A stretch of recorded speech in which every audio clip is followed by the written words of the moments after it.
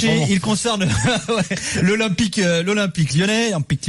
Alors, polémique autour de Bruno Genesio, cette altercation avec un supposé supporter lyonnais, Jean-Michel Aulas qui soutient son coach, qui a dénoncé l'équipe, qui s'explique alors plus ou moins cordialement sur les réseaux sociaux avec certains supporters de l'Olympique Lyonnais. Et pour toi, Daniel, Lyon est gagné par la folie. Ah, écoute, le week-end, à un moment, tout le monde sait que quand Aulas est sur Twitter, ça m'amuse de m'immiscer, de regarder, de me marrer, et bon, ça a donné quand même quelques échanges que les gens qui suivent un peu connaissent. Mais alors là, je te promets, je ne savais plus quoi dire. J'étais bouche bée, enfin plutôt doigt bée, pouce bée. Je me disais mais attends, c'est bon. J'avais envie d'intervenir et je ne savais pas. J'étais là, je disais mais qu'est-ce que c'est que ça? Mais c'était un week-end surréaliste. Alors explique-nous, j'ai demandé du temps. Contextualisé. Mais c'était réellement le président de l'Olympique Lyonnais, l'un des plus grands clubs français, qui est en train de s'écharper avec des supporters sur Twitter, avec des journalistes, avec des médias entiers, parce il sépare, journalistes, médias, et en gros, les journalistes et les médias sont contre l'OL, les supporters, bon, parce que finalement, la moitié des supporters, ils s'écharpaient, donc on sait plus la proportion. C'est 10, c'est 20, c'est 50%. C'est pas forcément représentatif. On sait pas vraiment. On n'arrive pas réellement à avoir, moi, il y en a plein qui m'écrivent, 90%, puis il y en a d'autres, mais alors, c'est des conneries, il y a que 20% qui comptaient. Bref, on sait pas trop, donc on va pas se prononcer sur un chiffre. Mais déjà, au nom de quoi on en voudrait à l'OL? Mais pourquoi donc? Pourquoi les journalistes, les médias, pourquoi moi, pourquoi il y a dans la tête de Jean-Michel Aulas qu'on lui en veut quand on en veut à l'OL? Mais pourquoi? Mais qu'on me donne une bonne raison d'en vouloir à l'OL. Je comprends pas. Bon, ensuite, il y a les fameux supporters qui commencent quand même à beaucoup gronder, non seulement face aux prestations de l'OL, mais également face aux prestations de l'entraîneur. Et c'est nouveau maintenant depuis 1 an et demi, 2 ans, face au président intouchable. Là, ça commence quand même un petit peu. Sa communication notamment d'ailleurs, parce qu'on en parle. Ses interventions. Pas que ça, ses interventions, son travail aussi, parce que le coup de je prends 2 mondialistes et il y a personne qui arrive et puis je sors des fausses excuses et puis le directeur sportif qui devait être dans l'avion et qui a jamais été dans l'avion, Juninho, Promesse et compagnie. Enfin bref, il y en a quand même, c'est pas tous des gogos, et les supporters de l'OL, il y en a un paquet qui commencent à en avoir un petit peu marre d'avaler toutes ces couleuvres. T'enchaînes avec, plutôt ce week-end-là, enchaîné avec l'affaire Genesio. Affaire Genesio quand même qui fait 1 page dans l'équipe. Il a fallu enquêter pour démontrer que c'était pas une altercation avec un supporter, mais avec un mec à l'intérieur d'un resto qui voulait prendre une photo. Là, je fais pause parce que il y a des mecs qui m'ont interpellé. Ouais, vous avez dit que c'était des supporters, bande de salopards. C'est pas des supporters, vous avez menti. On a dit que c'était des mecs encartés dans des assos. Déjà, on a dit que c'était qu'un mec. Déjà un mec qui veut prendre une photo. Déjà, si tu prends une photo avec Bruno Genesio, c'est que t'as une certaine sympathie. Au minimum, tu es sympathisant. Oui. Au minimum. Donc déjà, ça veut dire que dans l'environnement de ta ville, il y a des mecs qui te demandent de faire des photos, mais avec qui ça dérape? Parce que le mec, quand même, il a, à mon sens, une phrase de trop, qui se dit pas, rapport à sa fille. Bon, Genesio, il avait peut-être marre de faire des photos, au bout d'un moment, peut-être, puis il était 4h du matin, donc. Ouais, t'as peut-être pas envie d'être importuné par un mec qui raconte n'importe quoi quand t'es en famille, Voilà, en même temps, il fait un peu ce qu'il veut. Mais ça se termine par une vidéo où le mec poursuit un gars dans la rue, quand même, une bataille de camionneurs. Mais attends, mais ce club est en train de vriller complet. Avant, il y avait toujours un mec qui, je reprends, c'est son expression. Un jour, il me l'a dit il y a très longtemps. C'est toujours moi qui a porté la culotte dans ce club. Et là, Aulas, il y a plus de bretelles, il y a plus de ceinture, le pantalon, il est aux chevilles là, et il prend des coups de martinet là. Faut immédiatement arrêter cette folie complète, parce que l'entraîneur est sous pression, il en peut plus. Et s'il est sous pression à ce point, et si ça se passe mal, souvent avec les entraîneurs au club, où il y a des insultes, des affichages, machin, c'est aussi parce que le président, il met beaucoup du sien.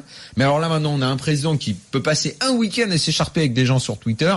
Voilà, je dis Aulas, il est parti bientôt pour présider le carnaval de Rio, là. C'est n'importe quoi. Donc, je suis assez inquiet sur la situation de ce club qui est pour moi en pleine folie. Alors, supporter de l'OL, on vous attend au 32-16 sur le hashtag RMC Live, sur l'application Direct Studio. Ton avis là-dessus, toi, Pierre, également. C'est vrai qu'on est quand même en trêve internationale. On est censé parler de l'équipe de France. Et il y a eu cette affaire qui, tu l'as dit, a fait la une de la presse. On a beaucoup parlé. La seule chose, Genesio, je reviendrai pas dessus parce que je pense que tu peux effectivement mal réagir quand t'es importuné par un mec, quand t'es en famille, etc.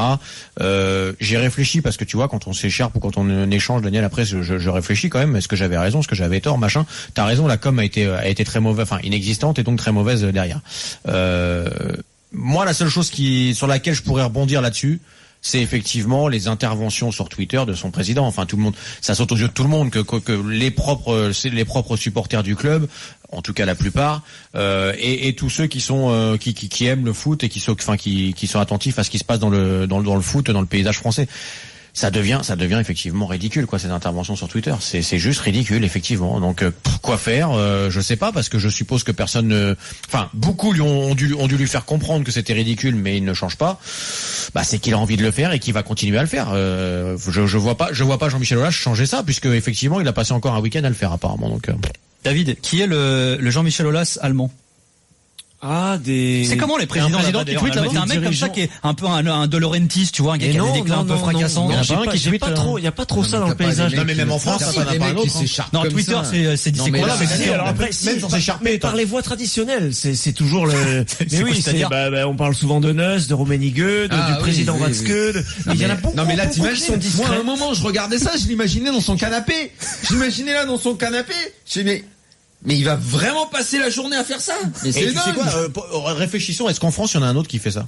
Mais personne, voyons. Même sans s'écharper, un mec qui communique sur Twitter. Oui, Jacques-Henri Hérault le fait, par exemple. Il communique sur Twitter. Non, mais il communique, j'entends. Non, de temps en temps, c'est ciblé, c'est bien. Non, mais pas comme ça. Mais il y en a pas beaucoup, sur Twitter, au final, quand tu regardes des présidents. Mais même chez toi, là, où la moitié des clubs, c'est situation de taré, là, t'as des mecs qui font ça? Ouais, ils font bien pire, même. Mais c'est fait pire parce qu'en fait, si tu veux, on leur donne la télé, ils vont sur les plateaux télé, ils font des débats, puis ils parlent de terrorisme, ils comparent ça à la Seconde Guerre mondiale. Enfin, c'est, là, la campagne, on y reviendra tout à l'heure, mais, non, je te jure, c'est, mauvais exemple. La campagne présidentielle du Sporting. Twitter à s'écharper, c'est quand ils sont sur un plateau télé. Non, ils font ça à la télé, gars, c'est mieux. Sur un plateau télé, c'est pas mal. Si, alors attends, je te dis une connerie, Daniel. Attends, pardon. Mais l'autre, il est chez lui. Il pense à autre chose, non? Daniel. Le président du Sporting qui a été destitué, Bruno de Carvalho, il était sur Facebook, il a fait des posts, des trucs. Il prenait une photo d'un dirigeant du Benfica qui ressemblait à Mr. Burns. C'est un bon exemple pour l'OL. Non. Ton ami de Cavalier, je sais pas si c'est un bon exemple pour Jean-Michel Aulas. Il s'est fait destituer. Moi, ce que je sais, c'est que là, c'est pas possible. Pour celui qui, pendant longtemps, a été surnommé le meilleur de nos présidents. Il l'a été à un moment donné. On va prendre, ça remonte à très loin. On va prendre l'avis de supporters lyonnais. Là, il est plus très frais, là. Franchement. On va prendre l'avis de supporters lyonnais. On va accueillir Romain, un supporter de l'OL qui nous a appelé au 32-16. Bienvenue dans l'after, Romain. Bonsoir, messieurs. Salut, bonsoir, Romain. Alors, Romain, tu viens d'entendre l'avis tranché de Daniel. Qu'il y ait des supporters de l'OL qui défendent Jean-Michel Aulas en désaccord avec moi, qui me disent, qui t'expliquent que c'est normal. Voilà. Non, alors je suis pas du tout en désaccord avec toi, Daniel. Moi, ça fait quelques années et je l'ai souvent dit quand je suis passé sur votre antenne, parce qu'il y en a eu des débats sur Jean-Michel Aulas sur votre antenne. C'est gravissime à un moment donné.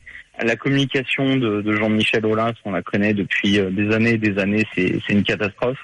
En dehors de ça, moi je suis supporter lyonnais, je suis lyonnais, je suis né à Lyon. Je suis venu habiter sur la région parisienne il y a quelques années. Et c'est là où on voit la différence, en fait, que ne doit pas se rendre compte Jean-Michel Aulas, parce qu'il est à Lyon, il est avec ses supporters, tout se passe bien. Mais quand on arrive et qu'on rencontre des gens et qu'on commence à discuter ballon parce que on est passionné de foot et que la question fatidique arrive, tu supportes qui, et que tu dis je supporte l'Olympique Lyonnais, et qu'on te regarde et qu'on dit ce club de merde. Et pourquoi ce club de merde? Mais parce que Jean-Michel Aulas. Et voilà, la phrase elle est dite en fait. C'est que les gens détestent pas Lyon, détestent pas forcément le club, mais détestent le président. Et je peux pas leur en donner, je peux pas leur en vouloir, je peux pas leur donner. Alors qu'avant, même ceux qui n'aimaient pas Lyon respectaient l'OL et respectaient leur président. Tout à fait, parce que effectivement, il y avait moins de sorties médiatiques, parce qu'il y avait des titres aussi, parce que ils arrivaient à dénicher des joueurs, et effectivement, il y avait un certain respect pour ce club, parce que effectivement, il y avait Jean-Michel Aulas qui avait réussi à sortir Lyon de la Ligue 2 et l'emmener là où il était, de faire les 7 titres de champion de France d'affilée. Mais depuis qu'il y a eu Twitter, depuis je sais pas quel moment il a dégoupillé cet homme-là, parce qu'à un moment donné, moi j'appelle ça dégoupiller. Moi je suis choqué qu'il y ait personne au niveau du club, au niveau de la communication, qui lui dise, à un moment donné, personne ne peut lui dire. Mais il faudrait que quelqu'un lui dise. Il faudrait. Moi, je pense qu'à un moment donné, il faudrait aussi qu'il écoute ses supporters, et pas qu'à Lyon, comme je viens de le dire, mais dans les autres régions de France. Nous, les gens, quand on parle de foot et qu'on dit qu'on est supporters lyonnais, ils nous cataloguent tout de suite en disant, voilà, vous êtes un club de merde parce que Jean-Michel Aulas. On a beau leur demander, mais pourquoi? Ah non, mais moi quand ils disent, mais c'est pas les joueurs. C'est quoi? Ah c'est pas l'entraîneur, c'est pas le club, c'est le président. C'est à cause du président. T'as lancé l'appel aux supporters lyonnais. Si vous êtes supporter de l'OL, que vous avez envie de défendre Jean-Michel Aulas, on vous attend aussi, qu'on nous accuse pas encore de faire du Aulas bashing. Merci en tout cas Romain de nous avoir appelé au 32-16. Je vous lis 2 réactions, une sur le hashtag RMC Live. Excuse-moi de te couper, j'ai été conciliant, j'ai même pas parlé du communiqué où il dit que les problèmes de l'OL c'est lié au PSG. Oui, j'ai lu ça. Alors là, on nage en plein délire, mais alors complet, quoi. C'était quoi après l'événement? On n'est même plus à la théorie du complot. On a Sylvain, un message sympa sur l'application Direct Studio. Sylvain qui habite en Virginie aux États-Unis, qui nous dit fidèle de l'after. Je vous écoute généralement en podcast. Je vais écouter cette émission ce soir en rentrant du boulot. Il a vu le programme de l'after avant de partir au taf, Sylvain, parce qu'il nous dit, il est 22h39 chez vous. Daniel doit être en train de gueuler. Je suis sûrement d'accord avec Daniel. Eh écoute, bon podcast à toi, mon cher Sylvain.